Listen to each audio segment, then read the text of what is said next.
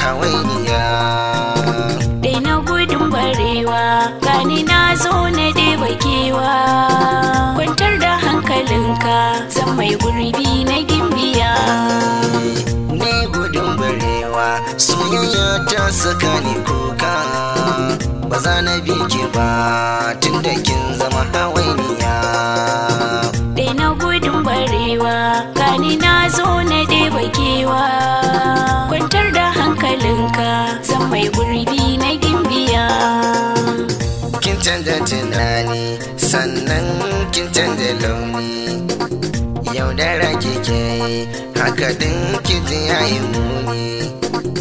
Abin da ka shuka girbi za ka yi da tsanani. Kin ci amana ta ran auren mu kin juya baya.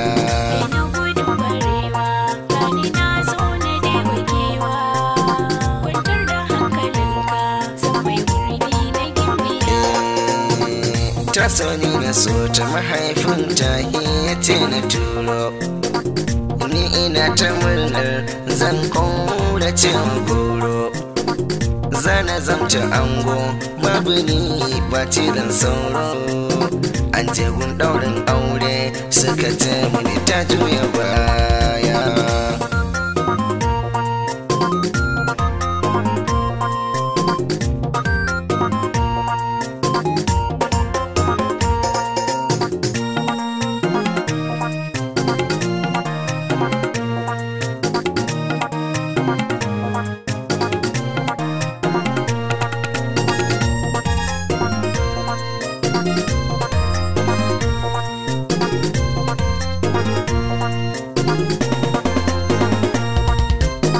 Daina gudun barewa gani na zo na ɗeba kewa.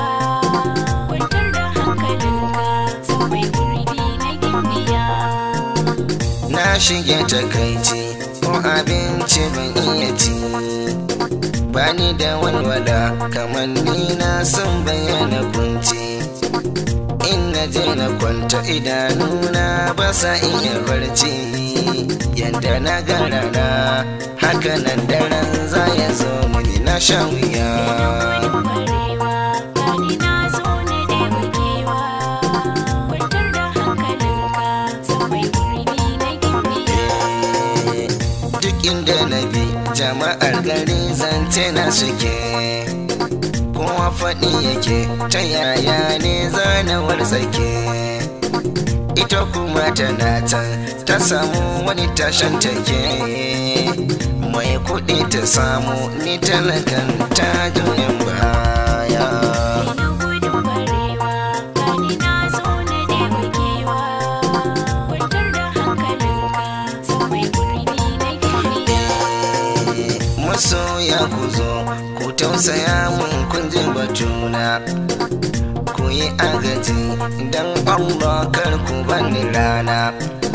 In kuka bani rana wallahi za na canza suna. Kowa zai yi guduna maza da mata yara da manya.